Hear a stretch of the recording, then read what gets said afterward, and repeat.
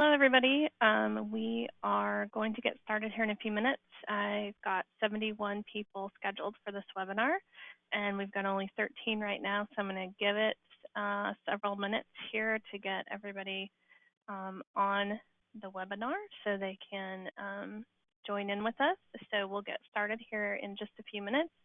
Everybody is going to be in a muted mode. I will have a time for questions, and you will be able to raise your hand, and I'll unmute you as you have questions. But for right now, everybody will be muted. And again, we'll get started here in just a minute.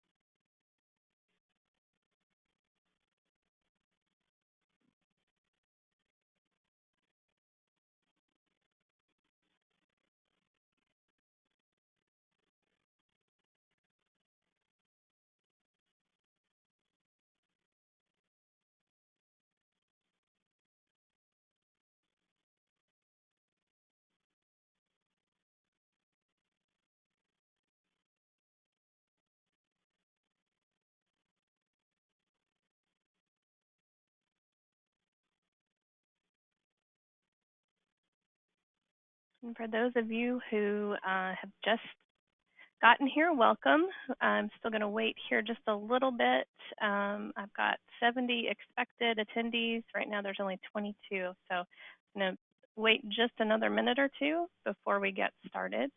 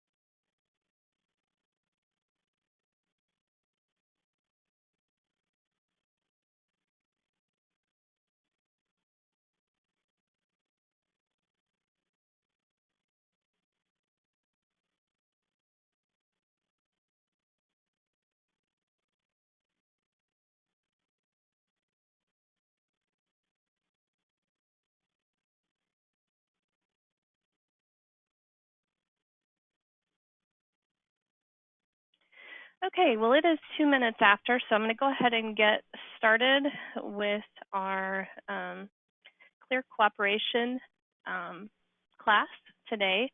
Thank you for joining us today. I apologize that it cannot be in person and we can't be feeding you some snacks, but I'm grateful that everyone is safe, hopefully at home, and they're doing all of the safety precautions not to get sick. So again, thank you for being here. Right now, you are all in muted. You're muted by default. I will get when I get to the end of my presentation here. I'm going to look for people with hands up. That means you have a question, and so what I'm going to be doing is answering your questions, and I'll unmute you as you have a question. I'm happy to answer those when I'm all done here. So what I'm going to do is go through what I have here for you as the presentation and then answer all of your questions. So we're going to go ahead and get started. So we are here today to talk about the Clear Cooperation Policy. A lot of questions about where this came from. So let's look at the background for just a minute. The policy actually came from the NAR Advisory Board. It was developed to foster broker cooperation and address the problems surrounding off-market listings. This policy has become known as the Clear Cooperation Policy. So it was passed by the NAR Board of Directors in November 2019. It is mandatory for any MLS in the United States to implement, and it must be implemented by May 1st of this year. So it is something that NAR has mandated for all local MLSs to adopt. So this is not a local rule. It is a national rule that we were made to adopt. So what we are doing is we are adopting this on April the 1st of this year. This is when this policy will go into effect. So that's a little bit of the background. A little bit of that also is this was really came to be because of the pocket listings that people are keeping private on private networks or privately trying to get both sides. Those are not ethical listings, and so this policy is to help relieve that issue a little bit. So this is what the Clear Cooperation Policy says. Within 1 business day of marketing a property to the public, the listing broker must submit the listing to the MLS for cooperation with other MLS participants.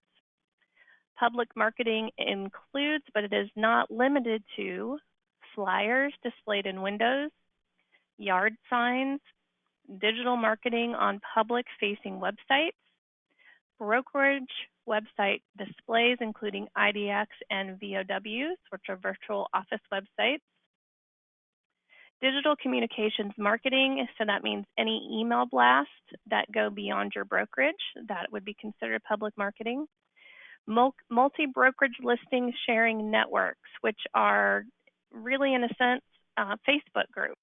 That would be beyond your brokerage. Those would count as sharing networks as well. Those would all count as public marketing. Or any applications available to the general public. So that is the actual Clear Cooperation Policy. It has already been placed into the PAR MLS rules and regulations. Again, it was mandated for us to adopt this. It has already been placed in the MLS and will go into effect again on April the 1st of this year. So let's look at what rules we already have in place. Right now, as we sit now, agents have 5 business days to enter a listing into the MLS after all necessary signatures of the sellers have been obtained for listings that are located in Escambia or Santa Rosa counties. That has been a rule that's been into play really since I've been here. It's nothing new. It's something that was already into play. It stays in play with the Clear Cooperation coming in. You still have 5 business days to enter your listing once all of your signatures have been obtained for any listings that sit in Escambia or Santa Rosa County. The exception comes when the listing is marketed publicly. Then the agent has 1 business day to enter it into the PAR MLS. So as long as you are not marketing your listing publicly in any of the ways that we talked about, you still have 5 business days to enter that into the PAR MLS once all of your signatures have been obtained. So that still is in play. It will stay in play. Okay. So we are going to look at some other things. There is really one category that this applies to. So the Clear Cooperation Policy only applies to existing residential properties. That is really all that we are going to be checking for this Clear Cooperation Policy. So the policy does not apply to the following categories or property types. Residential new construction. it will not apply to any new construction residential properties. So those can be marketed before placing into the MLS. There's not going to be that 1-day time frame with new construction properties that are residential. Land will not apply. Rentals do not apply to the Clear Cooperation Policy. Multifamily does not apply to the Clear Cooperation Policy as well. Commercial sales does not apply. And commercial lease does not apply. Okay, so we are talking only about existing residential properties are going to be able to apply the Clear Cooperation Policy as far as marketing and putting them into the MLS. So all of these will not apply to the Clear Cooperation Policy. Let's talk a little bit about what marketing a listing publicly looks like for the Clear Cooperation Policy. Placing a sign in the yard, and I think this is probably the one that agents will have the hardest time with, because I hear a lot people say, you know, my sign person put it in the yard too early and we're not ready to place it in the MLS. Well, you have to be very careful now, starting on April the 1st, when that sign goes into the yard. You want to make sure that you either already have it in the MLS or that you are prepared to put it in the MLS within 1 business day of placing that sign in the yard. Okay, that is considered marking a listing publicly, that for sale sign. Advertising the listing on any website. So that means if you get on your Facebook page, or if you get onto Twitter, or if you get on any type of website and you talk about and advertise this listing, that is considered marketing that listing publicly, and it will apply to this Clear Cooperation Policy. Handing out or posting flyers. So make sure that you're not posting flyers somewhere that the public is getting to them, or handing them out to anyone that is outside of your brokerage. Any of that will be considered marketing a listing publicly, mailing it out, anything as far as giving that information out. Digital communications marketing. These are email blasts. So if you have a group, even if they're a group of realtors, if they are outside of your brokerage, that is going to be considered marketing a listing publicly. So if you have a group of realtors that are you know, inside or outside of your office, that is going to be considered marketing that publicly if you're sending out an email blast to those people. You can send out information to any agent in your brokerage, in the brokerage that your license sits in. Just nothing outside of your brokerage. So just keep that in mind when you're emailing information out as well. Any multi-brokerage listing sharing network. So this is talking about Facebook groups. We do have, I know, a local Facebook group that a lot of our members are a part of. Again, those are people in all kinds of different brokerages. So of course that would be considered listing it publicly to post it to that group, because you're going to have people that are outside of your brokerage. So all of that counts as marketing a listing publicly. Let's talk also about marking a listing publicly is not limited to just the listing agent. If the listing is found to be marketed publicly by anyone, it will then be required to be uploaded into the MLS within 1 business day. So this means you're going to have to be proactive with your sellers and let them know not to post their listing or their home on their Facebook page or somewhere where the public can see it until you are ready to place that into the MLS and they're ready to place that in the MLS. So if it is turned into us, it does not really matter who has posted it. It's just the fact that it has been marketed publicly. So you'll have to be very careful about that as well. It does not just count the listing agent marketing that. It could be anyone marketing that. All right, so let's talk about What happens when my sign guy puts the sign in early? What happens? Do I get a violation? Let's talk just a little bit about that.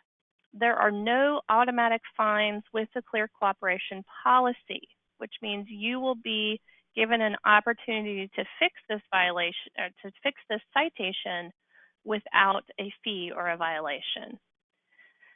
So if the MLS department finds the listing in violation, then a citation email will be sent to the listing agent and a copy to the broker. The list agent will be given 1 business day to place the listing into the MLS as active or as a coming soon listing. Either one of those will satisfy that rule that says it has to be in within that 1 business day once if we do find that that has been publicly marketed. So again, there's no automatic fines. You will be given every opportunity to put that listing in and to avoid any violations or fines that might come to you because of this policy. Fines will only be assessed if the listing agent does not comply with that citation email that they receive.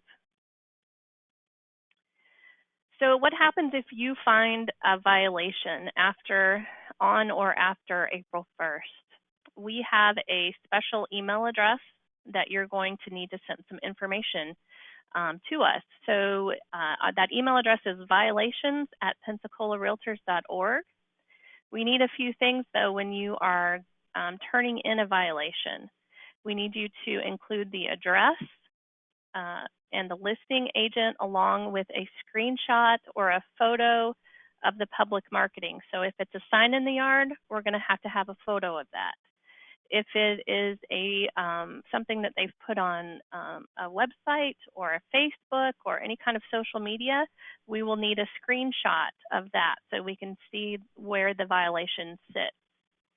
So the burden of proof will be the responsibility of the member turning in the violation. We will not have time to go and go back and try and find the violation. That literally could take us hours and sometimes days. So the burden of proof will be on the person turning that in. We will not process any reports that do not include some type of proof. In other words, we just don't have the time to spend hours trying to find where that was marketed publicly somehow.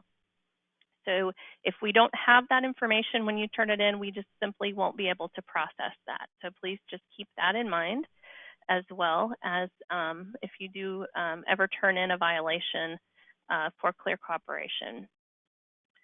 So let's look at what the violations are. So what happens if a listing agent does get that notice in an email that says, hey, we see that you've marketed your listing publicly and it's not in the MLS. Now you have 1 business day to do that. If they do not comply with putting that in 1 business day, the first violation, the broker is fined $500. The listing agent must attend an MLS orientation class within a 60-day period and is also placed on a 6-month probationary period. Okay, so that's if they have a violation. We say, hey, we see that you've marketed this. It's time to put that in now. You have 1 business day, and that does not get in there with 1 business day, then this is what will happen with that first violation. If you are still on that probationary period and you have a second violation, then the broker is fined $3,000. The listing agent is then suspended from the MLS for 90 days. And when someone is suspended from the MLS, normally that means their listings go inactive. They're not able to log into the MLS or participate in the MLS for that time frame. So that second violation on probation is pretty serious there. If they go through the probationary period and then down the road at some time have a second violation, the broker is fined $3,000 and the listing agent is suspended from the MLS for 30 days. Okay, so that is a second violation. The third violation and anything thereafter, the broker is fined $10,000. The listing agent is suspended from the MLS for 6 months. Okay, so These are pretty hefty, pretty serious violations. So you want to make sure that you're doing everything to comply with this policy. This is also a lifetime thing. So in other words, if somebody gets a violation and they change brokerages, that violation still follows them. It does not at any time ever start again from the first from scratch. It's going to follow them the entire time. So I just don't want anybody to think, well, I'll just go switch my brokerage and I'll start fresh. It doesn't work that way. It is a lifetime violation period. So that first violation is going to be the first one, and anything after that will be the second and the third and so on. It doesn't ever start again from scratch. So that is the violations as they sit now. So let's talk a little bit about best practices for this policy. What are the best things for you to do to make sure that you're in cooperation with this or following this? Communication obviously is going to be key with this. Communicate with other agents. If you're a broker, let all the agents know about this cooperation policy that's coming in place. Make sure other agents know not to market your listings prematurely before you're ready to put those into the MLS. Of course, you're going to probably also want to notify any office assistants that you might have, anybody that helps you with your listings, making sure that they understand that they cannot promote that early on and what those consequences are if they do promote that early on. Your sign vendors, this one I think is probably going to be the hardest one. You are going to need to make sure that your sign vendors are aware that if they put a sign in early, that gives you consequences and your seller consequences as far as having to go into the MLS maybe before that they planned to be into the MLS. So just be careful, make sure that they understand that if they are putting them in there early, that there will be consequences to those. So that is something that you definitely need to communicate with, is with your sign vendors. Also communicate to your sellers. In just a minute here, I'm going to tell you a website to go to. We have created a handout that you can give to your sellers that explains Clear Cooperation. It's 2 pages. It's actually a 1 page, but both sides. So that's something that you can print out on 1 page. You can hand this to them when you're listing their home and explain to them that it's very important that they don't market their listing publicly until everything is ready to go and it's ready to be placed in the MLS and it's ready to be shown. Okay, so that is something that you need to communicate with your sellers as well. So this is the site that you want to go to. If it's a little easier for you to go to, just go to ParWiki. So it's ParWiki.com. You can find it just from there. You can do the /Clear Cooperation if you want to go directly to the Clear Cooperation information there. You're going to find the policy itself. You're going to find definitions for the policy, some of the facts, some of the things that I've already gone over that's going to tell you about the violations, how to report a violation. It's also going to have handouts for you. One of those things is that seller handout that I just talked about. It's going to be a document that you can give to your sellers. They don't have to sign it or anything. It's just some information that they will need to know about Clear Cooperation and how it works as far as marketing everything publicly. So this is a site that I encourage you to go to, ParWiki.com. It's kind of something that is not complete yet. I am still working on it, but we knew we needed to release a place in order for you to go find out more about Clear Cooperation, get some documents. There's another document. There's actually, if you want the document that I'm showing you right now, my PowerPoint presentation, that is on the ParWiki.com site. You can download that as a PDF, print that out, give it to your agents if you want to, give it to other people that might need to know a little bit about it. There are also several other things that you can go. There's also a couple videos that you can watch. One of them is from the National Association of Realtors that explains to you how and why all of this came about and how it works. So you are welcome to visit that parwiki.com and get to those different documents and those different things that will help you learn a little bit more about this. And if you notice, probably at the bottom of your webinar menu, you're going to have a handout in there. And in the handouts, there is a document that's called the 5 things.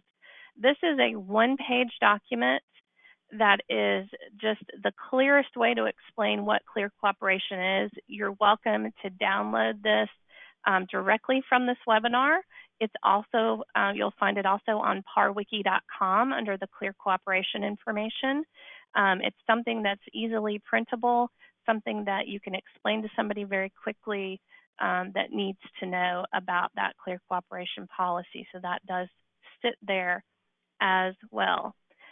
So we are at the point where I am happy to answer any questions that you might have. You're welcome to type them to me on the questions area, or if you raise your hand, I will unmute your mic and I will be able to get to you and let you ask the question over the webinar. So please, you are welcome to either raise your hand or type me out a question, and I will be happy to answer any questions that you might have now.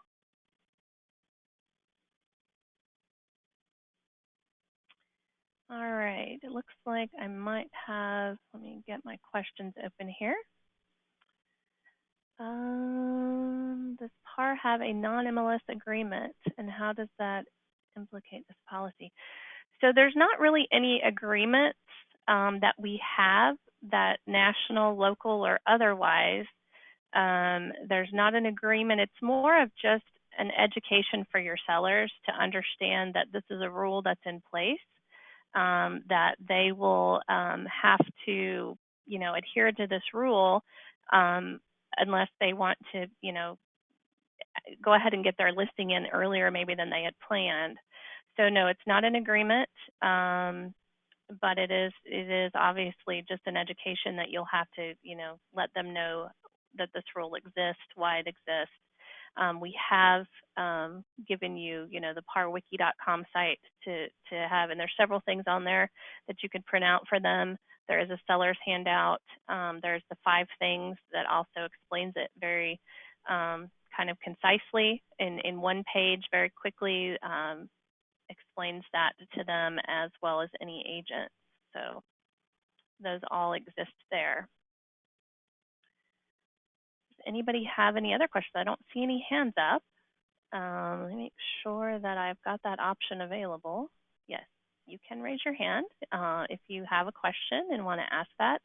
One of the questions I got when I did this webinar with the brokers is sometimes Fannie Mae will require you to place a piece of paper that is really just something that is a liability statement, basically on a property. That would not be considered public marketing. So what we've talked about with that particular foreclosure or Fannie Mae requirement of placing that in the window, that is absolutely fine to do. We would not consider that a public marketing in any way. It would just be, basically, it's just a liability statement that they require you to put in the window somewhere. So that would not be considered public marketing whatsoever.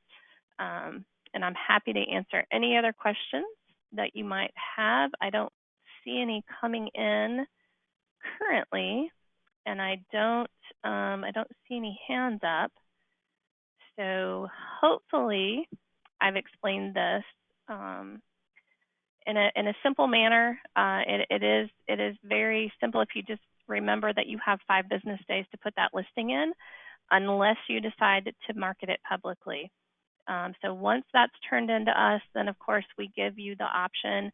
We actually give you 24 hours to put the listing in without getting fined. The fine will only come, and those violations will only come if that request is ignored and is not put in within that 24-hour period. And those are business days. So weekends and holidays do not count for those. You do have one business day to put that in. So, all right. Well, I don't see any further questions. So that is end my presentation. I thank you so much all for being here today. I appreciate your participation in this. Please know that we are here at the board office still. If you want to give us a call, if you want to send us an email, Lois and myself are both happy to answer any questions you have about Clear Cooperation if they come up. So please don't hesitate to give us a call or to shoot us an email, where we will get back with you just as soon as humanly possible. I hope you all have a great afternoon, and I hope you all are staying safe out there. So please take care, and we will see you next time.